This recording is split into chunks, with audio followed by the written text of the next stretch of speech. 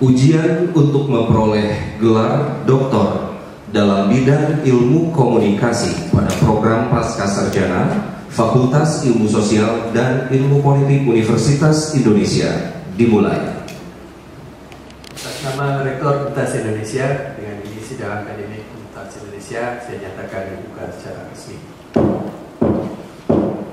Saudara calon doktor, sidang terbuka promosi doktor saat ini berlangsung akan mengajukan pertanyaan-pertanyaan atas disertasi saudara yang berjudul Pengakuan Artificial Media, Analisis Fenomenologi Interpretatif atas fenomena retifikasi dalam produksi sinetron religi Syuk Satria Azab.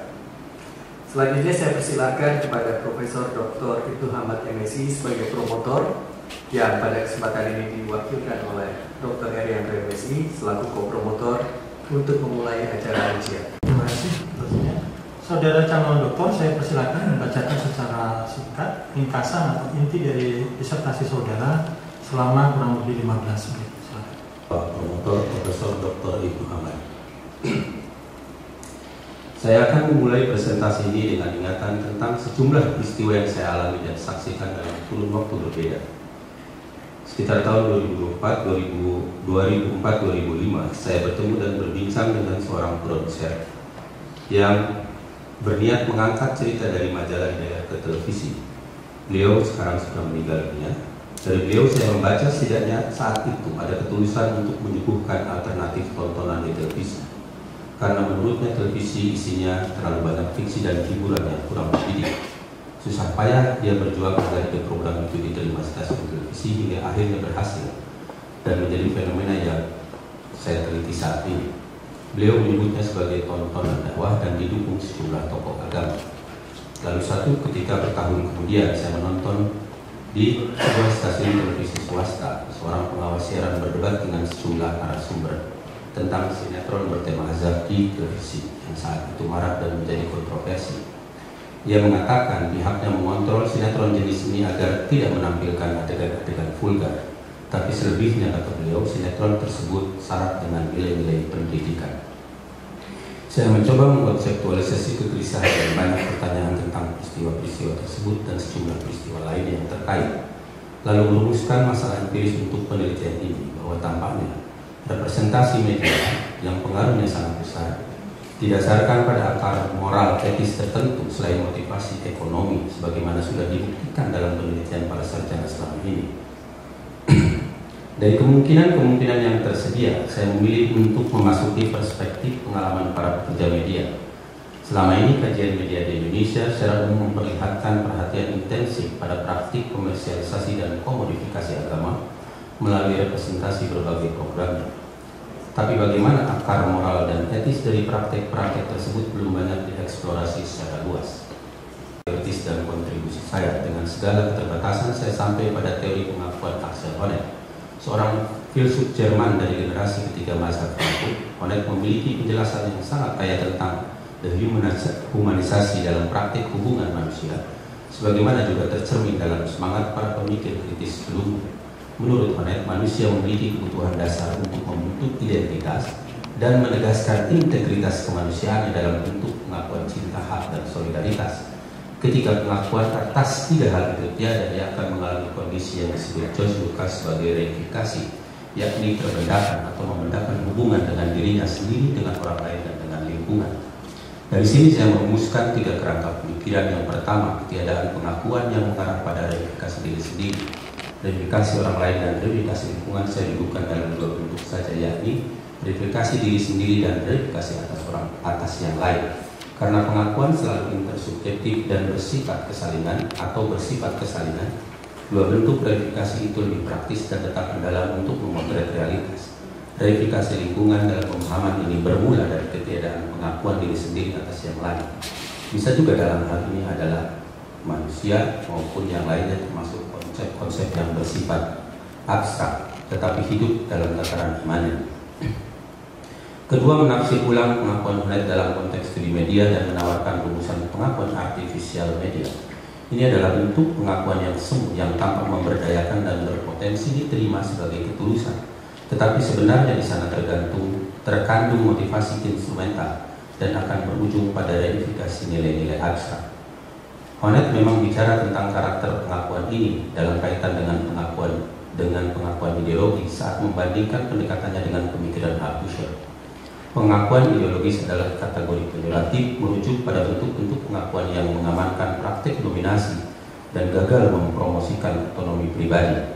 Dari sinilah dalam konteks kerja media massa saya mengeksplisitkan karakter pengakuan ideologis tersebut dengan istilah pengakuan artifisial. Ketiga, saya mengkonseptualisasi reifikasi bertingkat berkaitan dengan pemaknaan terhadap konsep tertentu dari agama dalam hubungan televisi dan pemirsaan. Gradasi ini terjadi ketika sebuah konsep teologi yang kompleks mengalami reifikasi atau pembendaan di tengah masyarakat, kemudian dibawa ke dalam representasi media yang hanya melayani logika instrumental. Penelitian ini menggunakan paradigma konstruksionisme kritis dan metode analisis fenomenologi interpretatif yang dirancang untuk menggali pengalaman subjektif dan makna yang diberikan individu terhadap pengalaman. Saya berusaha menjangkau para pekerja di balik produksi pesan media yang memiliki pengalaman homogen, yakni pernah sama-sama menjadi bagian penting dalam lahir dan berkembangnya sinetron religi subgenre azab. Bagaimanapun kerangka normatif yang kuat dari teori pengakuan Honneth memerlukan studi empiris untuk mengkonkretkan dan memperdalam penggunaannya dalam konteks yang lebih spesifik. Analisis fenomenologi interpretatif menyediakan hal itu.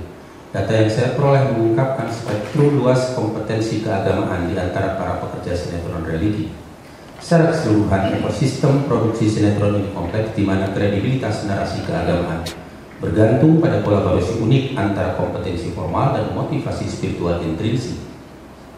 Peran sentral tokoh agama atau ustadz dalam produksi tidak hanya sebagai aktor tapi juga konsultan meskipun itu bersifat non-formal untuk menjaga konten sesuai kaidah agama dan mengantisipasi potensi kontroversi dari penonton. Ini menciptakan dua makna yang berbenturan, keinginan untuk menjaga konten religius dan motivasi menjadikan mereka sebagai pengaman dari kemungkinan resistensi publik semata. Kompleksitas hubungan intersubjektif antara tokoh agama dan tim produksi sinetron religi menunjukkan dinamika pengakuan dan ketiadaannya atau reifikasi. Meskipun nilai dan peran individu diakui, mereka juga dapat direduksi atau direifikasi oleh tuntutan pragmatis dan komersial. Pengakuan ini seringkali fungsional dan instrumental, kurang menitik beratkan pada keselarasan pesan dengan nilai-nilai agama yang rasional. Pemaknaan terhadap konsep azab cenderung seragam pada klaim bahwa hukuman Tuhan dapat diidentifikasi dan menimpa seseorang berdasarkan rekam jejak dosanya, dan ini problematik dalam konteks pengakuan karena klaim pendosa itu sendiri subjektif dan tidak rasional. Dalam pemaknaan tentang media sebagai sarana dakwah, media diyakini menyediakan ruang itu seolah-olah sangat tulus. Karena itu aktor-aktor produksi ini mengakui bahwa kerja mereka berdimensi spiritual untuk ibadah, bukan hanya bertujuan ekonomi. Pengakuan yang ditiadakan di sini adalah fakta bahwa media memiliki logikanya sendiri. Dia bukan sekedar saluran, tapi dunia yang sama sekali tidak bebas nilai, bahkan syarat dengan tujuan-tujuan spesifik yang umumnya justru tidak spiritualistik sama sekali. Memaknai bahwa media beretikat baik dalam menyediakan ruang dakwah, padahal dakwah bukan tujuan utama media, merupakan gambaran reifikasi subjek atas yang lain. Dalam hal ini konsep dakwah itu sendiri.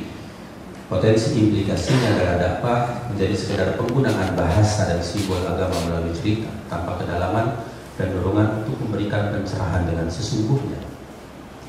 Tokoh agama dihormati sebagai pembawa pesan dakwah, berkontribusi pada penyebaran nilai dan memiliki peran di depan maupun di belakang layar. Tetapi persis bersama pengakuan itu, mereka juga ditempatkan sebagai pengaman untuk mengantisipasi kemungkinan resistensi publik. Agama disimplikasi di mata publik, wibawa moral mereka terdegradasi menjadi komoditas, batas otoritas mereka terdistorsi, dan mereka terjebak dalam atau menjebakkan diri dalam posisi sebagai selebritas. Semua ini bukan merupakan moral sejati pengakuan terhadap seorang pendakwah.